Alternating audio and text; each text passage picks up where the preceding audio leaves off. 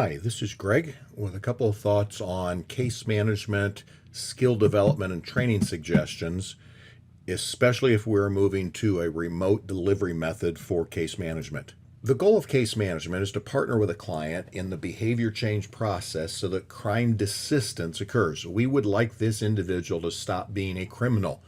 That's the outcome. That's the goal of how this process works. So, how is distal case management different than the standard proximal face-to-face process that we've been doing for a number of years? Well, first of all, distractions are much higher. And part of the issue is when I move the client to a distal setting, the client is responsible to create a distraction-free environment. That's probably not going to happen. Also, I'm usually missing nonverbal clues. If it's video, I may get some nonverbal clues, but limited. If I'm moving to telephone or text or chat, my nonverbal clues totally disappear.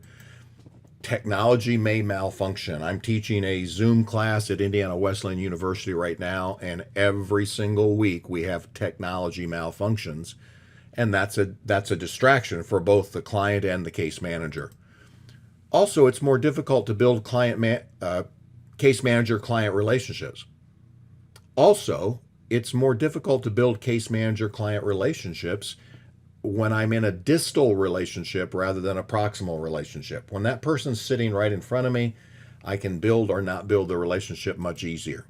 Curriculum may need to be adjusted. We're so used to doing what we do in a face-to-face that we turn around and do the exact same thing in a distal environment. And sometimes it works, but most of the time it doesn't. And also timeframes may need to be adjusted. What we would typically use as a 45 to 60-minute high-risk case management meeting, we may not be able to go that long when we're using a distal or a remote delivery of case management. Now, I believe case managers need to be trained, not as therapists, but there is a baseline of knowledge necessary to successfully deliver low-intensity cognitive change concepts.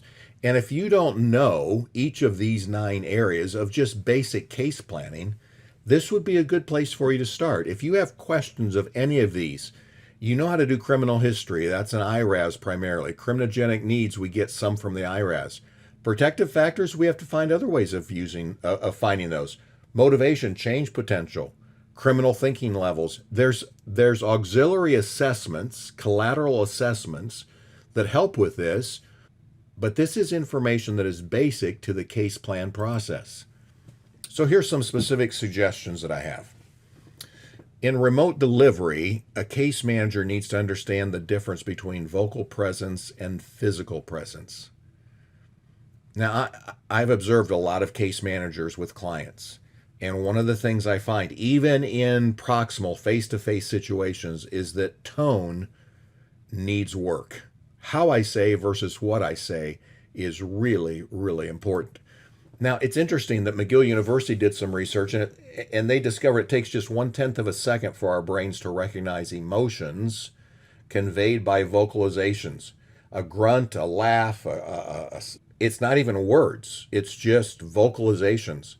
And researchers discovered that we pay more attention when the emotion is happiness, sadness, or anger.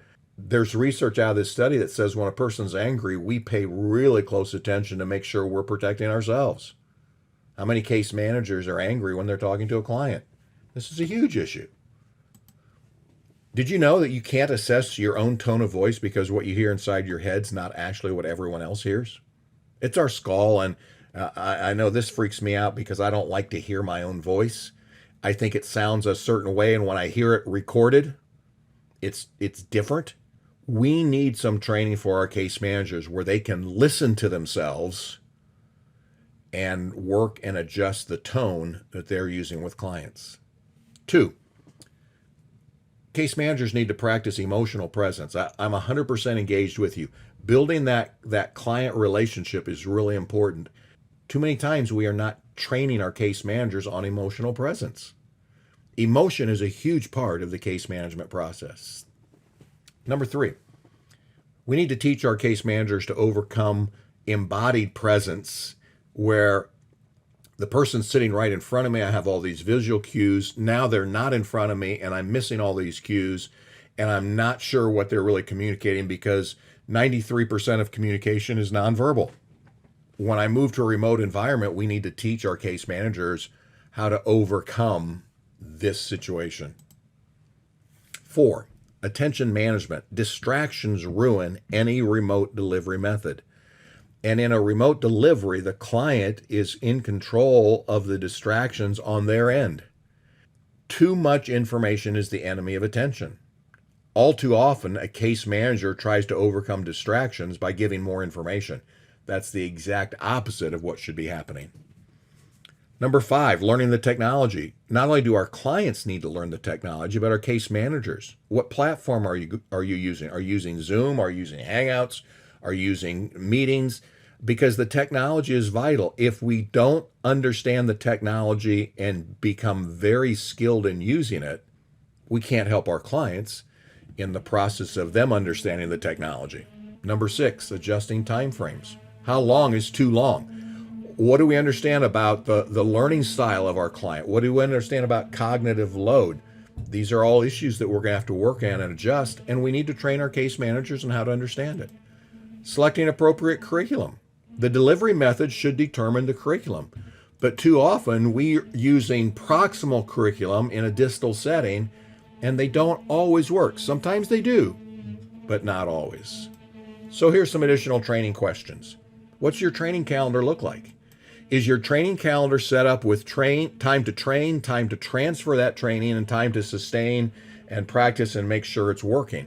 Are we actually including this model in our training, or are we simply using a fire hose where we dump the information on our case managers and expect them to use it? What's the learning style? Do your case managers understand learning styles? Do they understand the 5 points of learning need? The new, the more, the apply, the solve, the change. We can't just throw our clients out there with lots of information and expect them to change.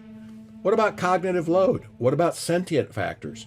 These are just some suggestions to raise some questions for you on things that you may want to take a look at in the process of creating new training models if we are going to move and spend more of our time in a remote delivery method. I hope this raises some questions for you. I hope you'll join me on some Q&A sessions via Zoom. Looking forward to talking with you.